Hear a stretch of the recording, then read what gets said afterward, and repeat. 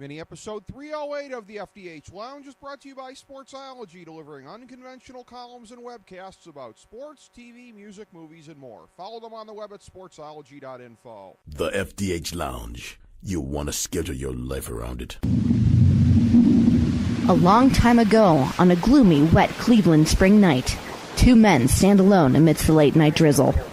Their voices echo across the vacant station parking lot as they debate the merits of the great American radio show that have been missing for far too long. On that night, an idea was born. That idea became the FDH Lounge.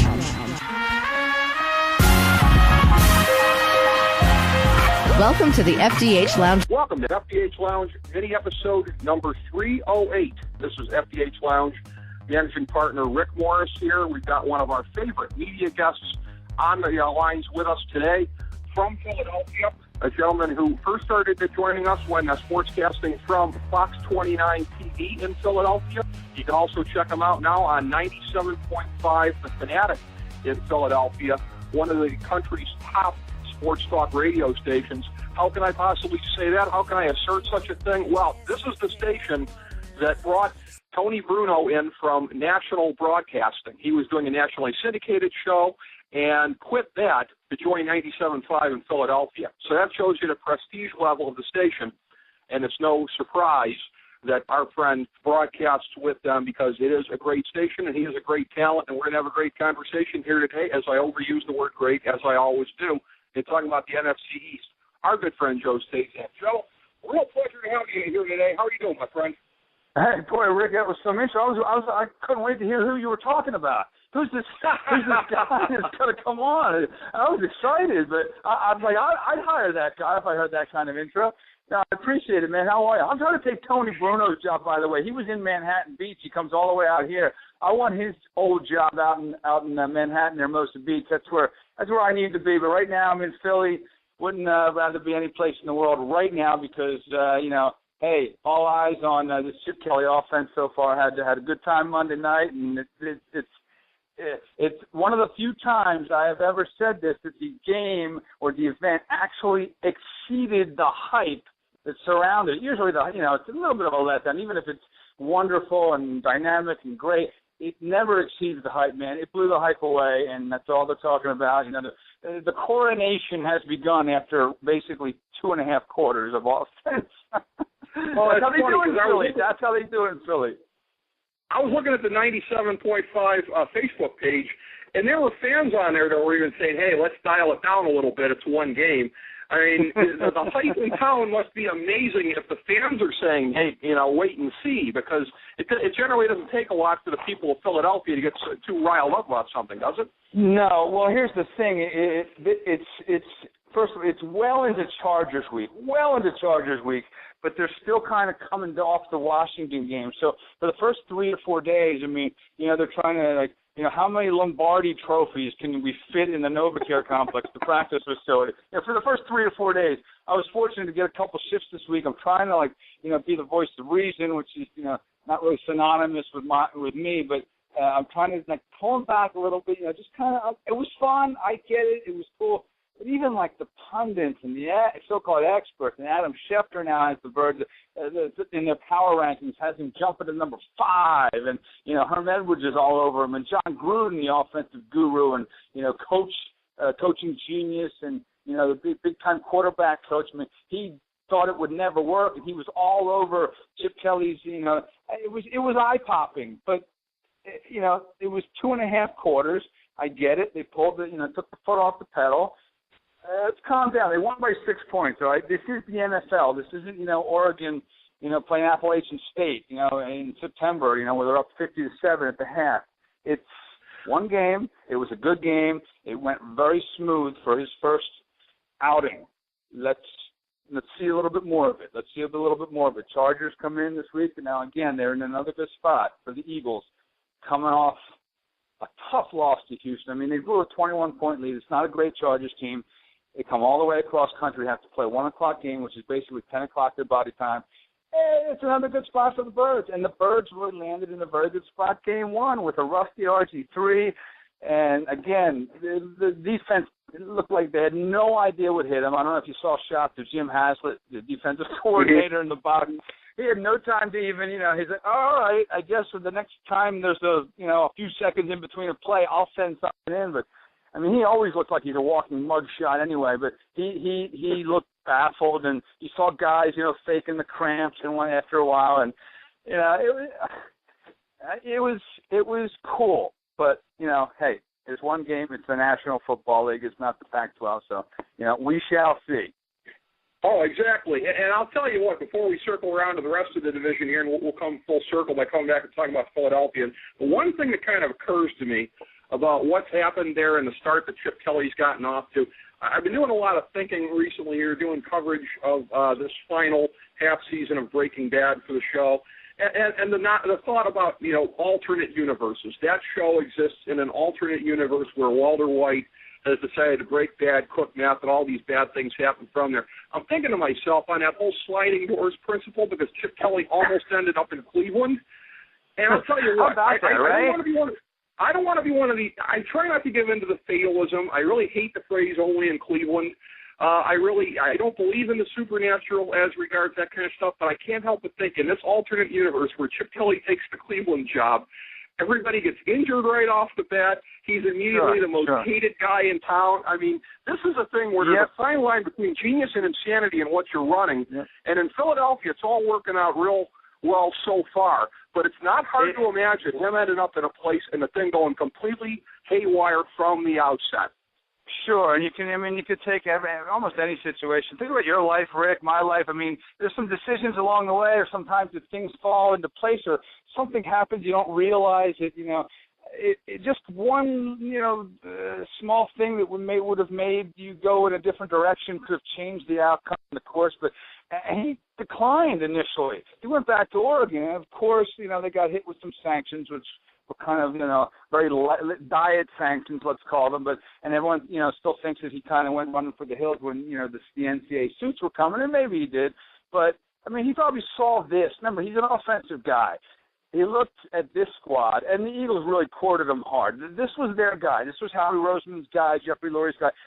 Conversely, Joe Banner, who just got let go by Jeff Lurie, he was in Cleveland, the president, he wanted him too. And, there was kind of like, okay, which ego is going to win out? Because two egocentric guys, and, one just fired the other and blah, blah, blah. Cleveland. Chip Kelly then, when he changed his mind, whatever factor led to that, I mean, it's hard not to, look at the Eagles and say this might be a real good situation because of the weapons they have on offense. They have speed. Chip Kelly loves speed. His offense is predicated on it, and he has a quarterback. And I know it was a big thing, and we talked about it for 5 months. Thank God the season finally got underway. But, the quarterback competition, blah, blah, blah. Okay, to me, I've said this all along, he knew Mike was going to be his starting quarterback, but wanted to kind of, make him work for it a little bit. And he did. He won the job. I mean, short of imploding and turning the ball over 4 or 5 times in the preseason, it was going to be Vic's job. And he was stellar. He was phenomenal. He made the right reads, made the right calls. They I won't say dumbed down, but they simplified the offense. As complicated as the offense is, it's kind of a simple, the verbiage is simple.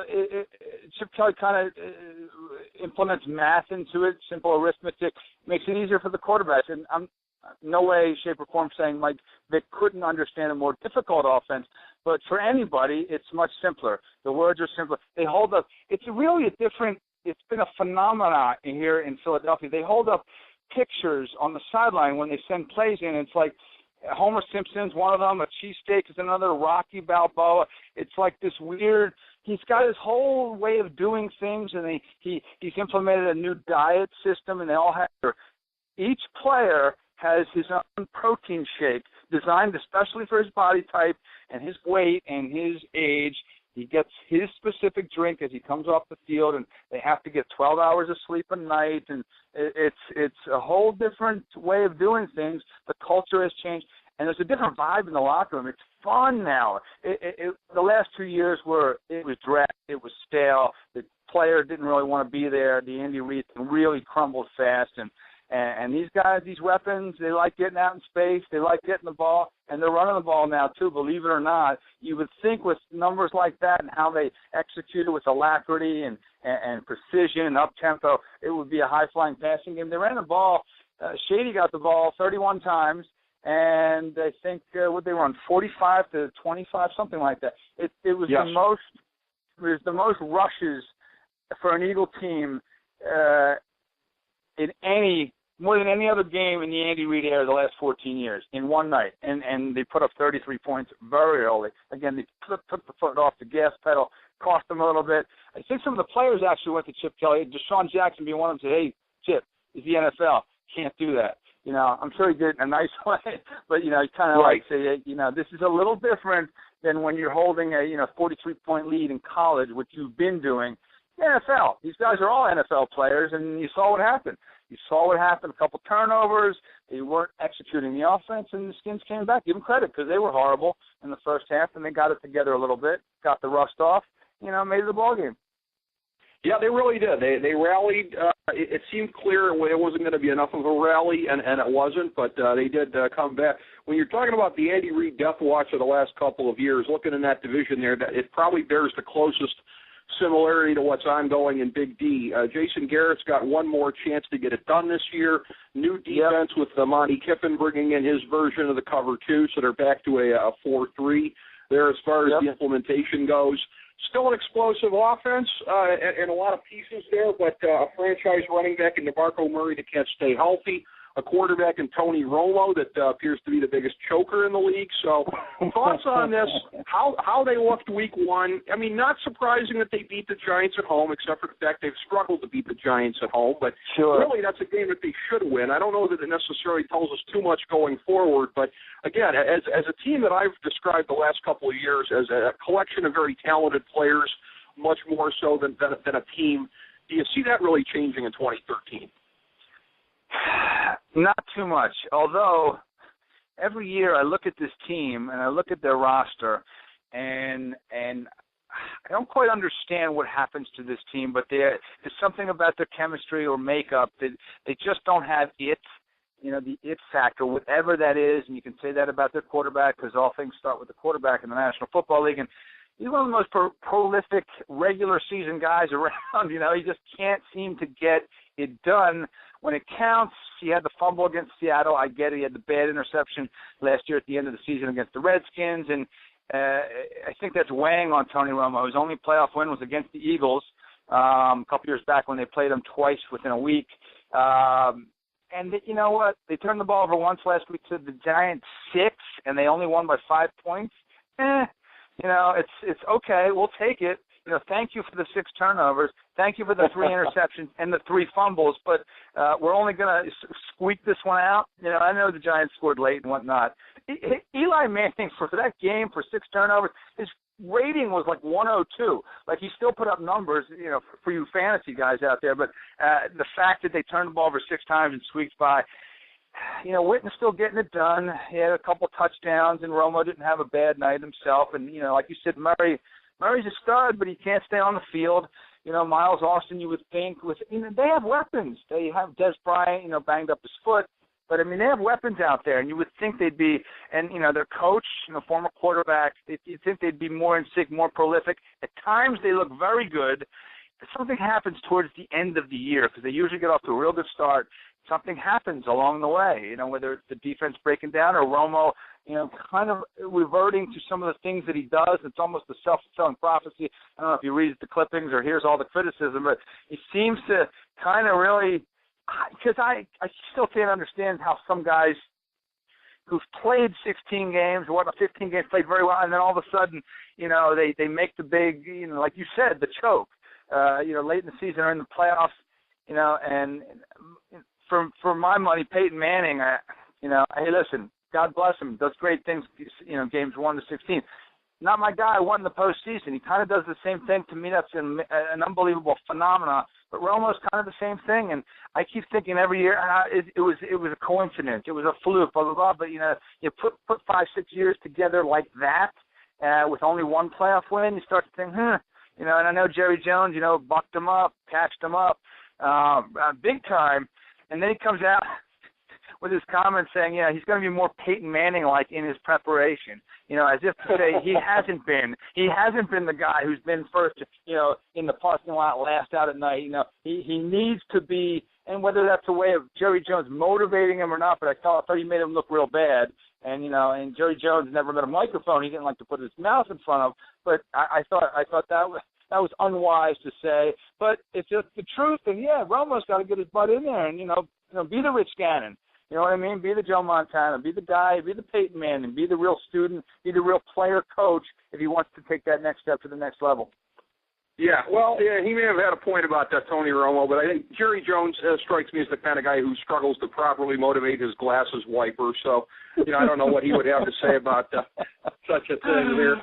Jerry Jones, I think he's always been kind of he's the guy who has the money, but I think he's always been the guy who actually wanted to be like the player or the coach or the guy who could really, take the credit. Instead, he's kind of like the guy who writes the checks. And I know that was a big problem when Jimmy was there. He really wanted to take the credit for some of the moves that they made, some of the cuts that they made, the big trade, the big great train robbery with the Herschel Walker. And that was always a problem with those two, the egos, because Jimmy Johnson would do the things, and then Jerry Jones the next day in the paper would take the credit for it, and that became a problem. And it's a shame because those two together, if they could have kept their egos in check, could have, won at least 4 straight. I know they won 3 or 4 in the early 90s, but who knows with the triplets and, the way Jimmy Johnson was coaching, and they could have done the thing.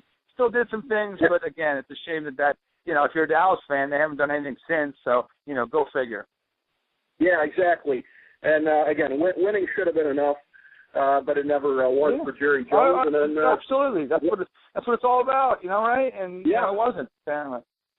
And winning has been too elusive for them there ever since. And speaking of winning, the team that Dallas played the other night, the New York Giants, again, just when you write them off, that's when they really seem to do it the last couple of years here. It's been the times when they've kind of worn out the public's patience with them, when they've looked to be a team with a bunch of underachievers. And they're almost at that point again, it seems like, although just when you start to think maybe this is the Giants' moment, maybe they have a chance to wriggle through this year like they did the last couple of times when we didn't see them coming, one wonders if that defense, and particularly the secondary, is going to be enough for them this time around. They can try and put on a decent pass rush. That's been a big key to what they've done the last couple of years. Offensively, they still have weapons in the wide receiving core, but a little bit of struggle now in the running game with David Wilson and the fumbleitis. So what's your sense about the Giants being a resurgent threat in the NFC this year? It's hard to tell because of that game the other night. Again, Eli was still slinging it, and, he still put up numbers, and the receiver, Cruz, again, the kid from Massachusetts had the breakout game against the Eagles, a couple of years ago. He's coming out party. He's turned into a real solid NFL player. It wasn't a one-hit wonder.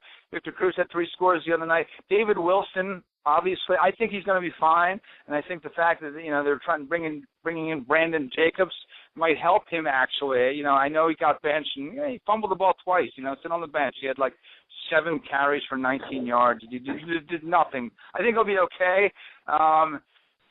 They don't have the pass rush that they had, and really, if you look back at the 2 Super Bowl runs, it was really their defense and their defensive end. Remember they had Umanura, and the first time around they had Strahan. They got a lot of pressure on opposing quarterbacks, including Tom Brady. I mean, knocking off the Patriots twice in 4 years in the Super Bowl, that's impressive, and they still have Eli. And, you can look at Eli and, game to game, year to year, he had 25 picks a couple of years ago, led the league. And then, towards the end of the year, they barely get in. They beat Dallas, the last game of the season. And then they put it together. They're really, again, it's like this, what was that? They're like an enigma a little bit. But if you look at it, it's pretty simple. Yeah, they affect the other quarterback and they protect their quarterback. And, you have a guy like Eli, and I've said this ad nauseum on the air, I would take him in a big game, to win a big game, or just a postseason. If you gave me the choice of him and his brother, I'd take Eli 8 days a week, twice on Sunday. Hey, you want to go 1-16? I'll take the other guy. He's phenomenal. He's my regular season guy, but he can ride my bench when the postseason rolls around. Eli, all he does in the postseason is win. He's 8-3 in the postseason, and he wins on the road. And he comes out with big plays when he needs to, and he put up 2 game-winning drives to win 2 Super Bowls. That's quarterbacks make their bones. So when the money's on the line, Eli's your guy. He kind of straightens up, and again, you see the bad Eli, but when the pressure's on, you'll see the good Eli. And again, I like him. I didn't like him when he first came into the league. I thought he was, he still looks like that 18-year-old kid, and that's silly smirk. But he's turned out to be a very solid quarterback, and he's a money player. I like him. I don't like their defense. I don't like their secondary. They're playing, the Broncos this weekend. It's at home. But I think they're going to get. I think they're going to get abused this week. It's going to be a shootout, but I don't think they're going to come out on top this weekend. I agree with you about Eli, and you look at it. The last two runs that they had, the winners of 2008 and 2012. You could do worse for a theory than saying, gee, the guy is absolutely unstoppable after the Iowa caucuses, because the last two times around he's just really gotten it done. So look out 2016. Yes, that's exactly right. And people laugh at me when I sit on the air, and they, because they're still enamored with Peyton's, his numbers. And hey, I get it. You want a fantasy team? Take Peyton. You want to win a Super Bowl? Take Eli. That's just the way it is. It's unbelievable that it has come to be that way. But you look. He did it once, and then he does it, 5 years later. I guess it was 2 titles in 5 years, 8 and 12. Yeah. And he basically kind of did it the same way. They were trailing most of the game, blah, blah, blah. He had a signature play, the one to David Tyree in the first game, which was a lot of Eli. People forget Eli had to elude, 9 guys trying to tackle him before he made that throw. Game 2, he hit Manningham down the sideline. Of course, Manningham makes an unbelievable catch, but that was Eli. Eli still had to go 50 more yards. And, and then Bradshaw ends up punching it in, even though they told him not to, score, but he ends up falling over the goal line anyway. And they win 2 Super Bowls, and that's your guy. Tom Coughlin, phenomenal job. I know his face is constantly red, and he's always mad at somebody or something, and, he's always ready to quit or get fired. But, hey, 2 rings, I'll take them. I'll take Tom Coughlin. I think, you get the good and the bad with the Giants, but 2 rings in that period of time, that's okay. If that was Philly, man, Tom Coughlin would have statues. He'd be on top of buildings. He'd be his head would be on the skyline. They're starving for something around here. So they're pretty pumped that Chip Kelly's around. But, again, Tom Coughlin, phenomenal job. Oh, he has done a great job. Yeah, 2 Super Bowls, that speaks for itself. The team that you saw Monday night playing your local Philadelphia Eagles there at Washington Redskins, the shock division champions of a year ago, being powered by RG3 to make that tremendous run that they went on. RG3, again, my theory on this has been that athletes, I think, are taking the wrong lesson from what happened with Adrian Peterson. I think it's becoming a macho kind of a thing now. I'm going to be ready on day one. Yeah. And, as a mobile quarterback. Yeah. I mean, that's, he doesn't look like he's ready yet. And how could he be, realistically, as far as the rehabilitation schedule goes? To be the quarterback that he was last year with the legs, and we can discuss what the wisdom is of that approach anyways, because I don't think it's going to bode for a long career for him if he keeps playing in that style. But your thoughts on Washington? I mean, they looked like a team coming into the season that didn't seem poised to repeat from last year. Did anything Monday night that you saw change that opinion? No. Again, I thought it kind of worked out for the Eagles that, listen, they won the division, and yes, he got hurt, and 8 months to the day was the surgery. And to me, that's pretty quick. He took no snaps in the preseason, and he looked it. I don't know what everyone expected. He looked rusty to me, and the Eagles' defense was flying around. They made him more uncomfortable than he probably was.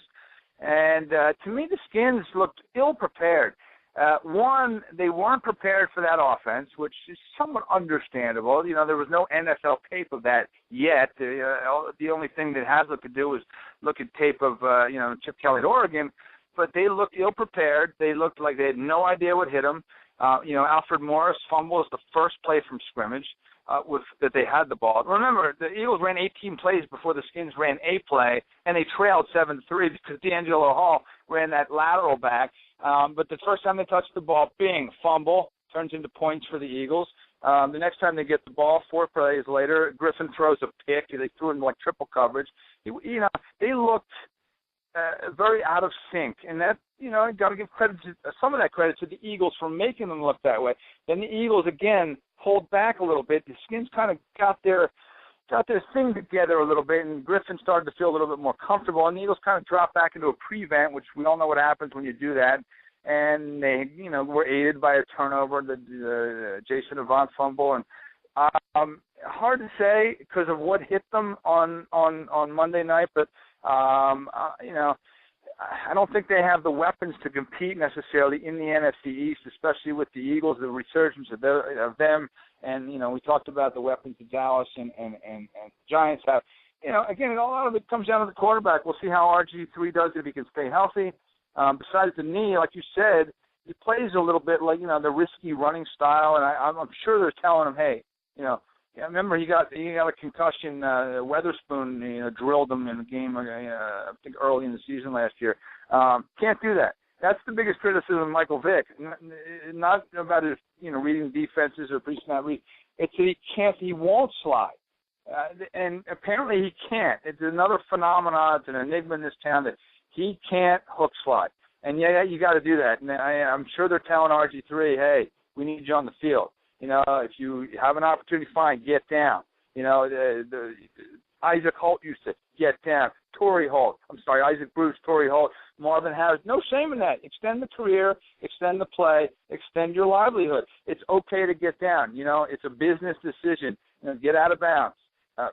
Slide. The play is dead when a quarterback begins his slide. If you give yourself up. Michael Vick can't do it, and he still insists on taking unnecessary hits. And again, no one thinks he's going to last 16 games. We shall see.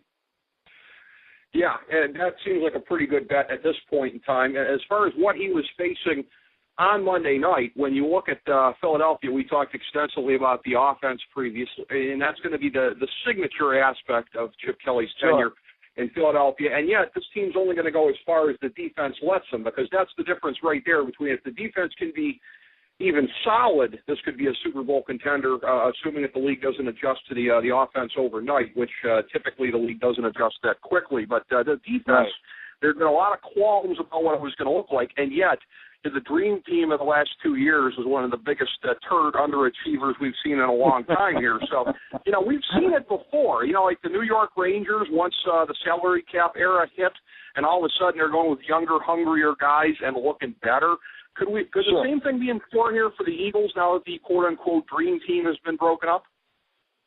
Very possibly. Very possibly. You mentioned the defense. We haven't even touched on the defense, and you're very right about that. The team, first of all, they play with energy, okay? And that's the thing that gets overlooked or did get overlooked. It wasn't all about the schemes, the play designs, and they were all very fascinating to break down, and we all had fun doing it, but they play with energy. And again, sometimes you can't account for emotion, when one team is really flying around and knocking folks out and putting hats on people and with that intensity, you can back another team down. And again, if you're not ready for it, you can kind of sway momentum in your favor. And that's what the Eagles did. And that's what Chip Kelly was most happy about at the end of the game was they played with energy. They played hard. Good things are going to happen. It was so evident after watching that game that they gave up the last two seasons probably midway through because, it was direct. There was no emotion. And football has to be played with emotion. It's a collision sport. It's a high-flying, violent sport, and you really have to, have your head in the game, and you really have to kind of be hungrier than the other guy. And that's an intangible. But for the first time in a long time, the Eagles had it. And to a man, you wouldn't believe the smiles in the locker room after the game, and we hadn't seen that in so long, and they were just having fun. It's fun again. And the defense was certainly a surprise. Everyone's saying Trent Cole might not even make the team.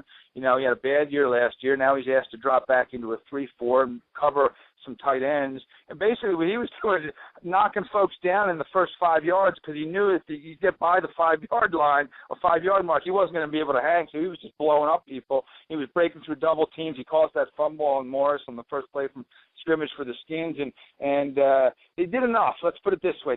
They're going to have to score points to win games this year, and the defense is going to have to do just enough. They only had 13 takeaways last year. They had 3 on Monday night. That's been their biggest problem. They were a turnover machine, and they had no playmakers on defense. They had a little bit of that the other night. They still turned the ball over twice, but they had 3 takeaways, led to points. Again, got to make plays on defense. You got to fly around the ball, and you got to have enthusiasm and energy. And they did that. I would like to see more of what we saw for 2 quarters, and I'd like to see them play a full 4 quarters at that level, at that tempo, to really see what this is about. Because again, I mean, it wasn't more about physical dominance. It was more about confusion. And the way it's designed is you can run 3 or 4 plays in a row that are basically the same base play that have 3 or 4 options to it. So when Chip Kelly calls a play, he doesn't exactly know how it's going to end up.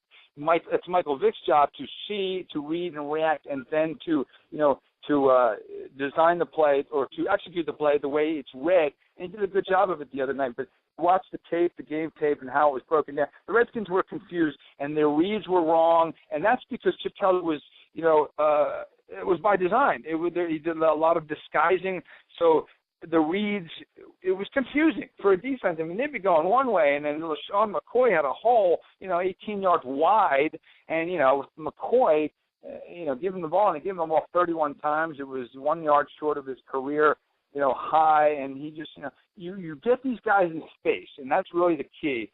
And he did a lot of that at Oregon. If you watch Oregon games, where did he come from? There's no other defender in the screen, just a little shallow cross or a bubble screen. They love the bubble screen.